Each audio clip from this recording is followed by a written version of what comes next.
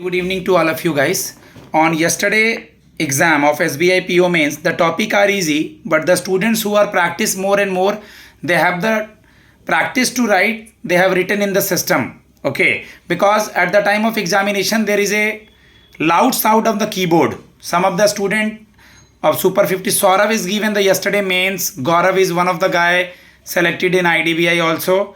Okay एक ही बच्चा था और भी कुछ लोग हैं, तो कीबोर्ड का बहुत साउंड आता है। तो ये जो सेशन आप लोग सुनते हैं इसके साथ थोड़ा लिखने का भी प्रैक्टिस करते रहें खुद से। इनके डिस्क्रिप्टिव्स मैं लिखवा रहा था, अभी ये लोग बीच में नहीं टाइप किए हैं।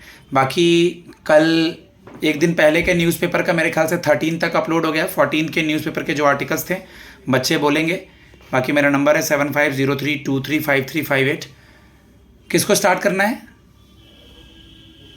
Okay start. ज़्यादा नहीं लेना है, 1 से 1.5 मिनट। इंपॉर्टेंट चीज़ conclude. Good evening everyone. Good evening sir, myself Tanvi. तो आज का मेरा टॉपिक है RTI shift to right to deny. वैसे आरटीआई की फुल फॉर्म होती है right to information. Right to information जिसमें किसी भी पर्सन को या फिर कोई भी ऑर्गेनाइजेशन इन्फॉर्मेशन ले सकता है गवर्नमेंट से। लेकिन फिलहाल वो इसका इंट्रो मैं दे देती हूँ कि इसमें बोला गया है कि जो आरटीआई है वो इन्फॉर्मेशन के लिए होता है, कि हमें कोई भी अपनी इन्फॉर्मेशन ट्रांसपेरेंसी के लिए होता है, मेनली फ्रीडम और ट्रांसपेरेंसी के लिए। और हम डेमोक्रेसी में रहते ही जरूरी है कि हमें सारी चीजें पता हो। लेकिन करंटली क्या हो रहा है, जब से वो डाटा प्रोटेक्शन वाला बिल आया है वो शिफ्ट हो रहा है राइट टू डिनाई की तरफ, कि वो डिनाई करते हैं जो ऑफिशियल्स होते हैं, क्योंकि उसमें बहुत ही हैवी पेनल्टीज लगाई हुई है, करोड़ की, लैक्स की। तो वो सोचते हैं कि कहीं हम अगर जरा सी भी गलती करते हैं और हमें वो पेनल्टी फी देनी पड़ी तो उससे अच्छा क्या बोलेंगे कि ये डीपीटीपी के अंदर आता है, तो इसको हम मना कर देते हैं।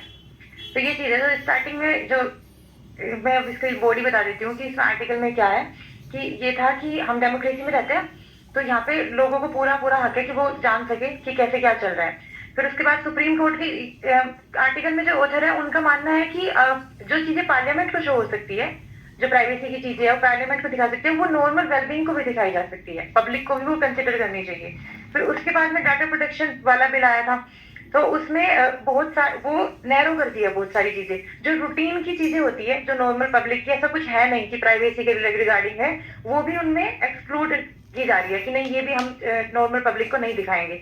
जो चीजें होती है जैसे कि नेशनल सिक्योरिटी की चीजें, मिलिट्री से रिलेटेड है या फिर किसी एजेंट वगैरह से रिलेटेड है, वो ठीक है, वो नहीं शो करते, वो कोई बात नहीं है। लेकिन पर्सनल इन्फॉर्मेशन शो कर सकते हैं जो शो करने के लिए लायक है।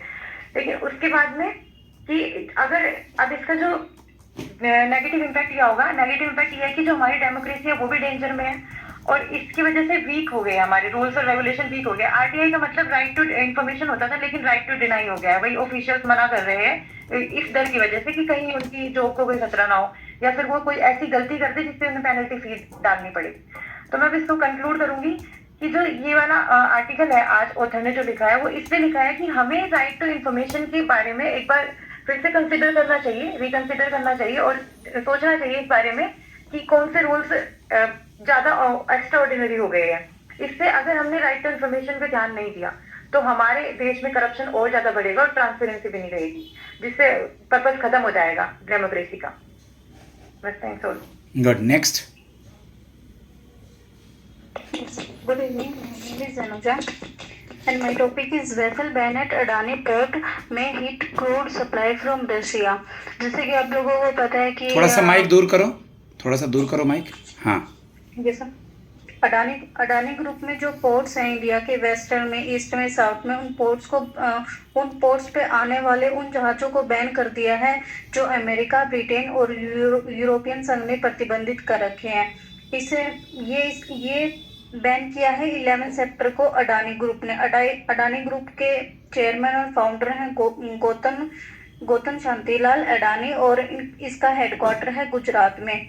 इसमें 15 पोर्ट्स पे बैन लगाया गया है, जिसमें 6 वेस्ट में है इंडिया के और 5 साउथ में है, 4 पोर्ट ईस्ट में है। सबसे मेन पोर्ट है जो रशिया से तेल आता है इंडिया में, वो सबसे ज्यादा मुंद्रा पोर्ट से आता है जो कि इंडिया के वेस्ट पार्ट में है। और इसका सबसे बड़ा इफेक्ट इस पोर्ट पे पड़ेगा जो रशिया से तेल आता है उस पे। तो इसमें यही बताया गया है कि ये अडानी ने जो बैन लगाया है उनका कहने का वो ये कह रहे हैं कि ये व्यवहारिक हितों की रक्षा के लिए हमने किया है और इससे रूसी तेल वाले टैंकरों को और जो पश्चिमी पश्चिमी दिशा से आते हैं उनको प्रतिबंध लगाया जाएगा। ये इसलिए है ताकि हमारी इंडिया के लोगों को और उनसे होने वाले रिस्क को हम कम कर सकें। और ये जो एक ऑयल इंपोर्ट करते हैं हम, इसका जो वेस्टर्न पार्ट से रसिया से हम ऑयल इंपोर्ट करते हैं उसका 1.3% पूरी इंडियन डोमेस्टिक इंपोर्ट का 1.3% है। फ्रैक्शन है ये। हम्म। और ये जो तेल हम इंपोर्ट कर रहे हैं ये रशिया से, उसका सबसे इंडियन ऑयल में ये जाता है। और मित्तल एनर्जी, एचपीसीएल और इंडियन ऑयल दो मेन कंपनीज हैं जो कि ये इस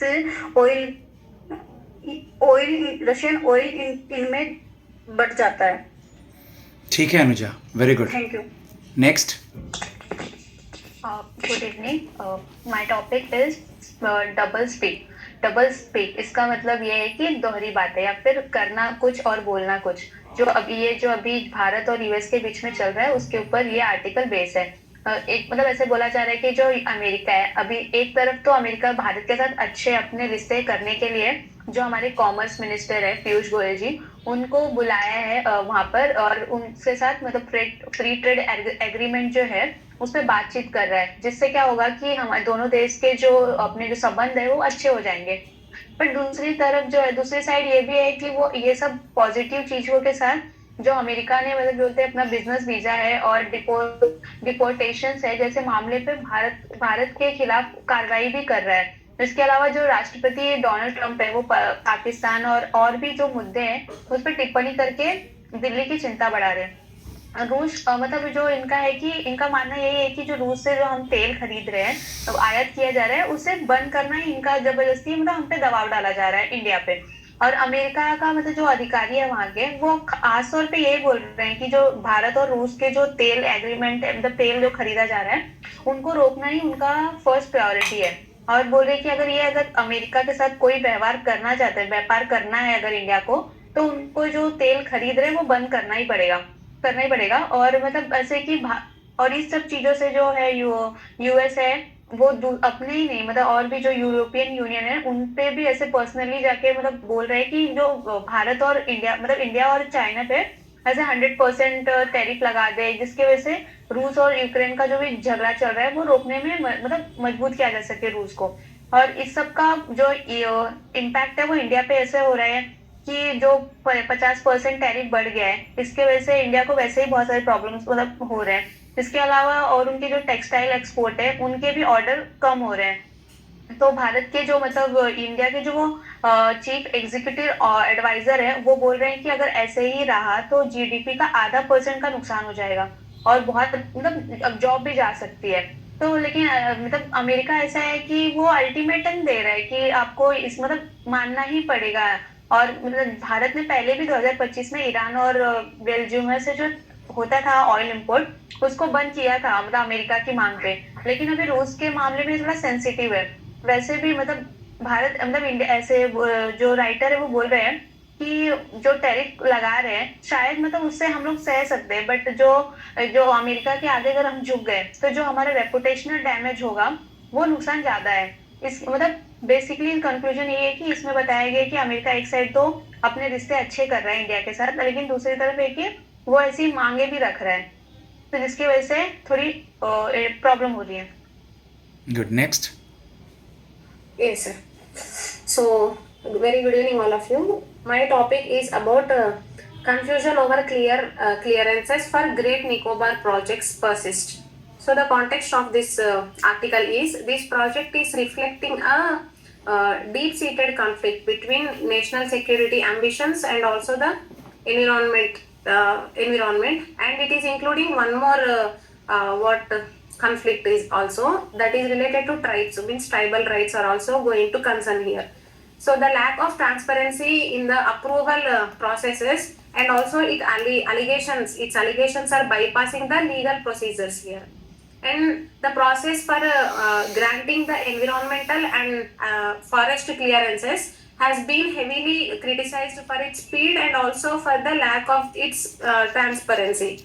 The court heard a batch of petitions by challenging the forest clearance, under the provisions of FRA, that is Forest Rights Act 2006, but it is violated in obtaining the tribal concept here. In defending the case itself, it is insisting that all the procedures under the FRA, Forest Rights Act 2006, the Tribal Affairs Ministry and also the Nodal Ministry of FRA has submitted that it should be removed from the list of the respondents. However, public event is looking into the concerns about this issue, means this project so far. So it is said that land is a state subject, not the central. It is a state subject. Further asserting that Ministry of Tribal Affairs is a nodal ministry for FRA Act, that is Forest Rights Act 2006. So by the end, in this affidavit, what happened it went on the submit that no provisions for the scheme called One Sanrakshan Evam Samvardhan Rules 2023 abrogate at any part of FRA Act, that is Forest Rights Act 2006. So I am ending the topic here itself. Thank you. When we celebrate National Forestry Day or World Forestry Day, 21st of March, World Forestry Day. On the same day, World Poetry Day is there. मार्च याद रहेगा क्योंकि 20th और 22 को sparrow और water day है. Okay, next किसका आया? हो गया सबका? नेहा, बस नेहा ही है ना last. Okay. Today my topic is scam space. इसे बताया गया है कि जो ऑनलाइन जो स्कैम हो रहा है उसके बारे में बताया गया है.